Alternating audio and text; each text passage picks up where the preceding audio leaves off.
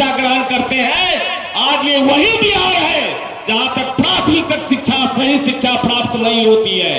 इसी शिक्षा को बदलना है। जब तक बिहार की शिक्षा व्यवस्था नहीं बदलेगी, बिहार का पलायन बंद नहीं होगा, बेरोजगारों को रोजगार नहीं होगा, महिलाओं बुजुर्गों को सम्मान नहीं मिलेगा, तब तक बिहार की स्थिति बदलने वाली नहीं है।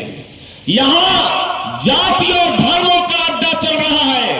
जाति और धर्म के नाम पर यहां की सरकार इस बगल तो कभी उस बगल, कभी ये सरकार कभी वो सरकार। हम लोग मुद्दा से भटक गए हैं। हमारा मुद्दा क्या होना चाहिए? बिहार का सम्मान आज सबसे बड़ा मुद्दा है इस विश्व में, देश में। इस देश का सबसे बड़ा मुद्दा है बिहारी कहलाना, यानी अपमानित होना।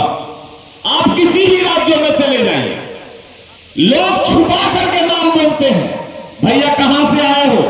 मैं पंजाब से आया।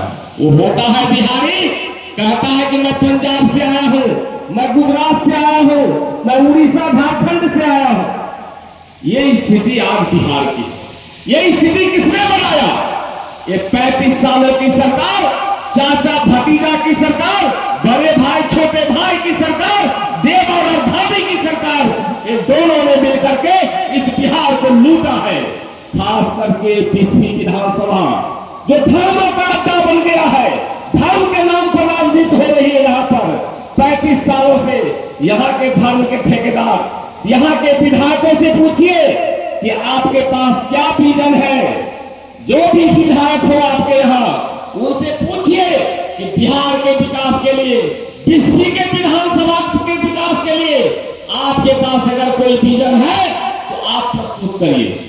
मैं कहने आया हूं प्रशांत किशोर जी की ओर से, जन स्वराज पार्टी की ओर से, कि जब तक आपके पास विजन नहीं होगा तब तक आपका विकास संभव नहीं है।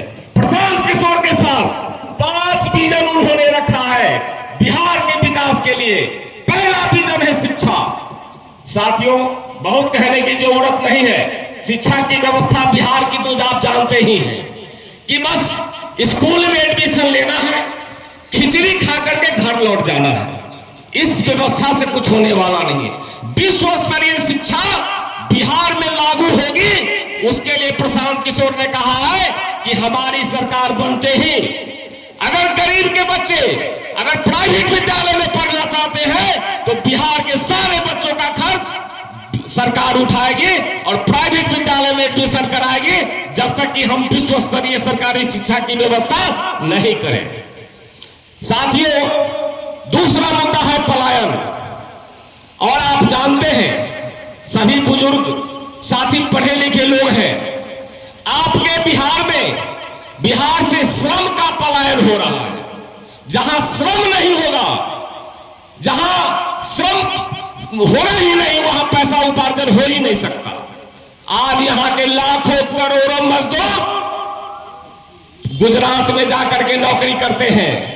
जब यहां के मजदूर गुजरात में मेहनत करेंगे, पैसा कौन कमाएगा?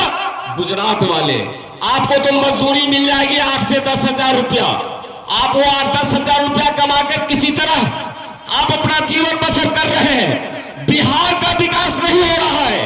बिहार में जब से ही नरेंद्र मोदी की सरकार आई है, सौतेलापन का व्यवहार बिहार को और अवनति की ओर ले जा रहा है। आप बताइए, बिहार में 40 सांसद वाले इस बिहार जो बीजेपी को 40 से 40 सांसद चुन करके देती है, उस बिहार का बजट अगर देखिए तो 100 करोड़ का मखाना बोर्ड देता है और यहाँ के लोग ताली बजा करके स्वागत करता है। लेकिन जहां 18 सांसद गुजरात देता है, वहां पर 2-2 लाख करोड़ का बुलेट ट्रेन की योजना चली जाती है। मैं कहना चाहता हूं कि अगर आपको बिहार का विकास देखना है, बिहार की तरक्की देखनी है, बिहार के बेरोजगारों को रोजगार देना है, बिहार का पलायन बंद करना है, बिहार में बुजुर्गों को सम्मान दिलाना है, किसानों की अच्छी स्थिति बनानी है, महिलाओं को नौकरी देना है, तो आप इस बार जाति धर्म से उभरकर उठकर आप जन स्वराज की ओर देखिए। जन स्वराज का हाथ पकड़िए, प्रशांत किशोर का हाथ मजबूत कीजिए और बिहार की व्यवस्था का बदलाव माफ कीजिए, मैं यही कहने आपके बीच आया हूं। जय बिहार, जय जय बिहार।